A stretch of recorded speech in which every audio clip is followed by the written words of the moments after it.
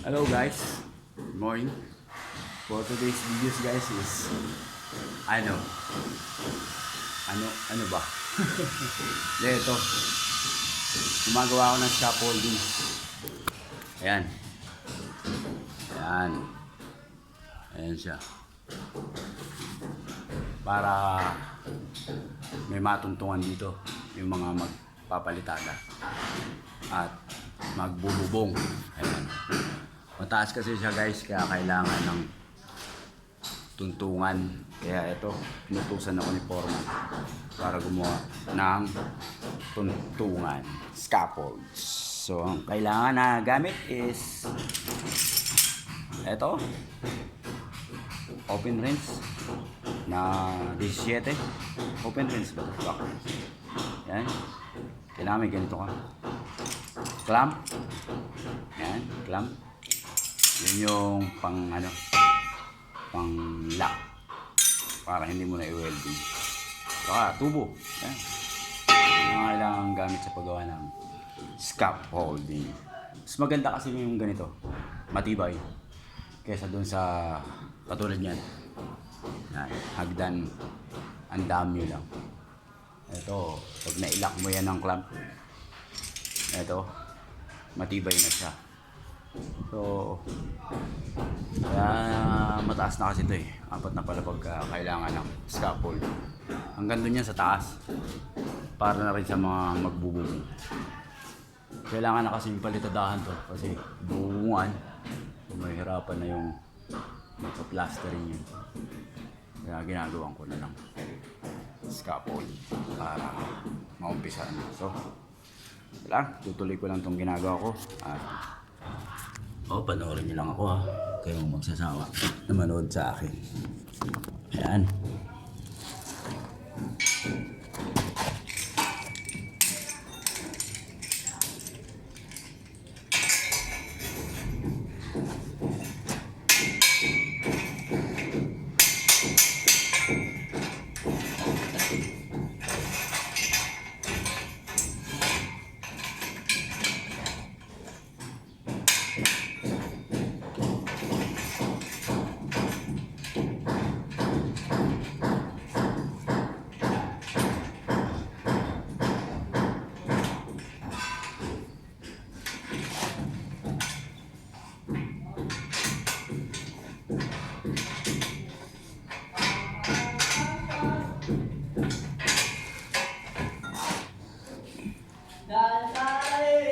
Pubulang ako ng frame para mahirap kasing itayo ito ng mag-isa.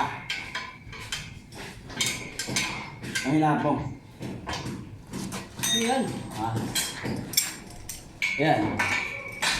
Habang bago matumba. Ngayon guys, binibidyo ko. kami ngayon sa second floor. Manguyaway kami dito. Tarantado. Mawaya ko yun.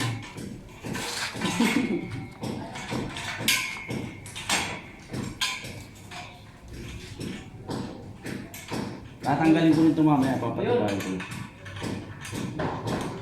Ayun. Hindi mo ako tulungan dito. May ginagawa ka ba? Bakit ka naman eh? Ha? All block. Halda? Sino katulong? Wala naman eh. Si Dagol? Si Dagol! Nag-aakot yun.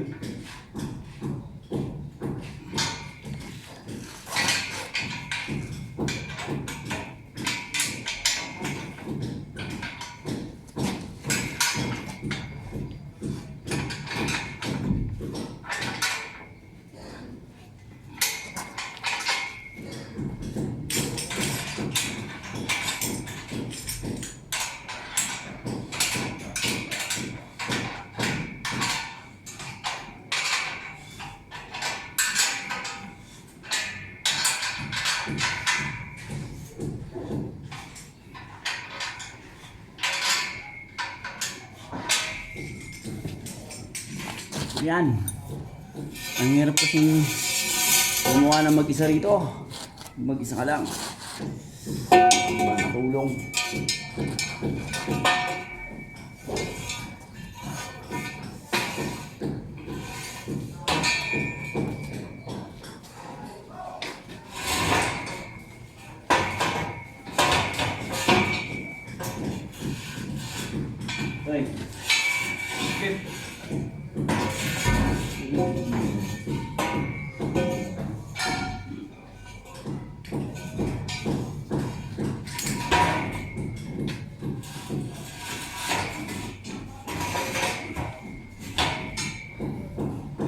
Mali pala.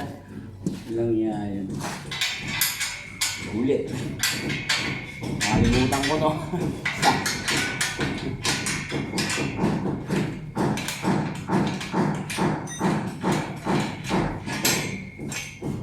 Sa mga malalaking kumpanya, tulad ng mga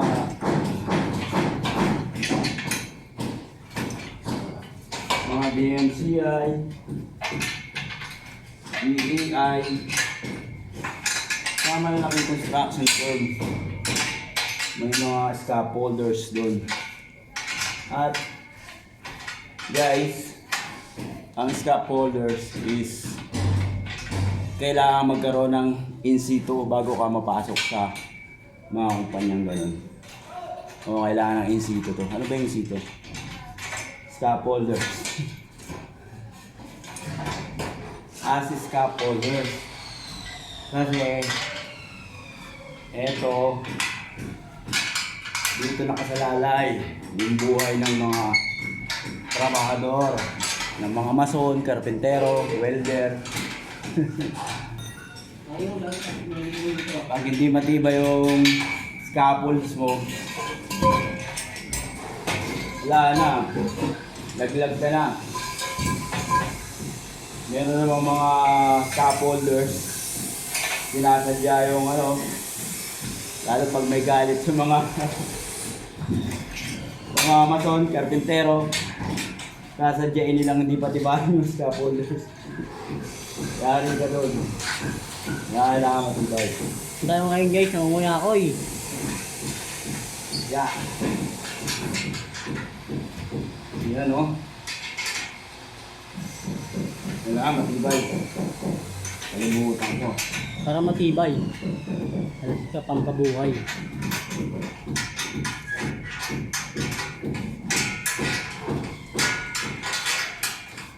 Ano ang nalagak sa nakot mo? Patro. Divided sa ano yun? Division?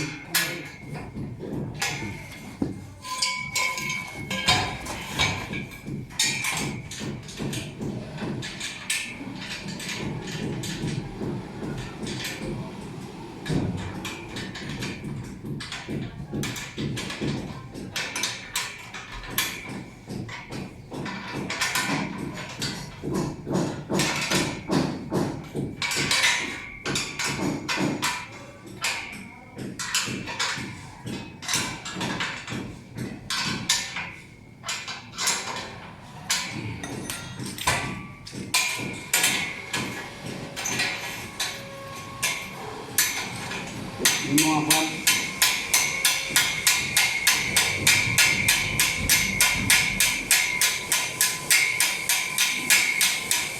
Yung mga clamp ko. Wala kasi clamp dito ay pumasok. Masikip.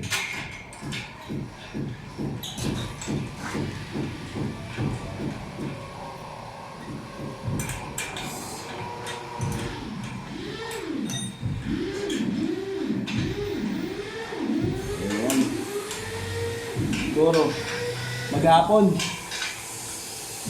Tapos ko to.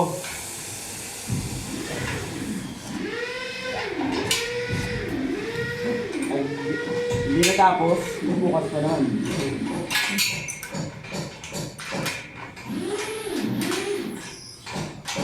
Pwede naman tuloy bukas to eh. Yeah.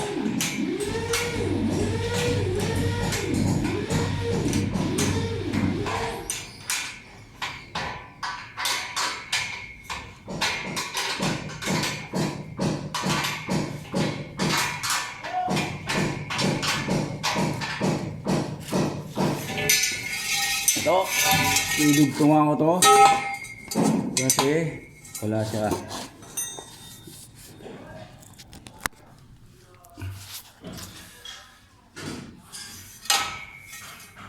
Ayan.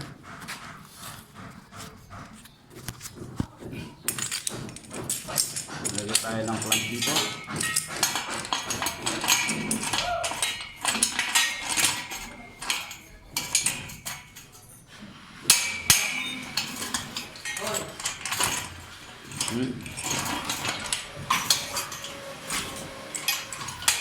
Wala. lang. Okay na yung isa niyan. Ayan.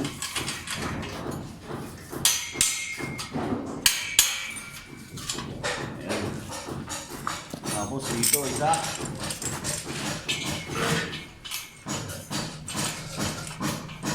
Mga skip to.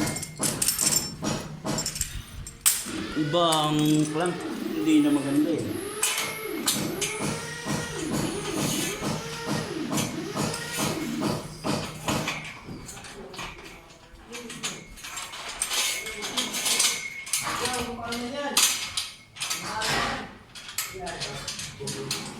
Ayan. Okay, ikot ko siya. Ayan. So mamaya pag natapos ko, i-update ko kayo pag natapos ko. Yes, Mayor!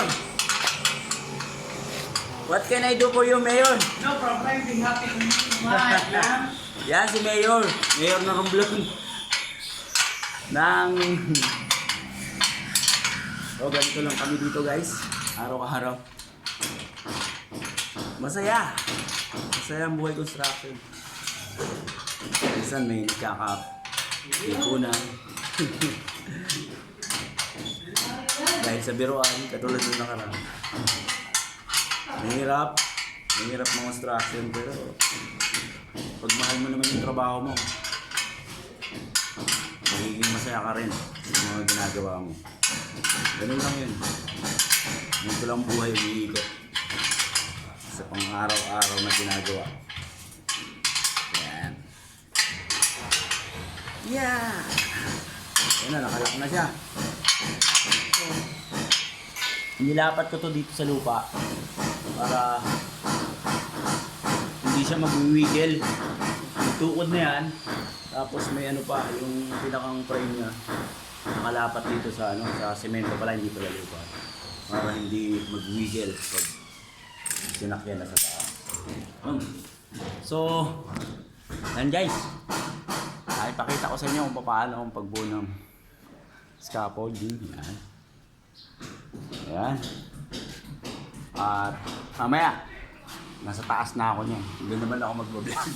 So, yan muna guys for today's video. At sana nag-enjoy kayo. Sana kayo magsawang panoorin ang aking mga videos kahit walang kakwenta-kwenta. So, magandang araw. Bye-bye!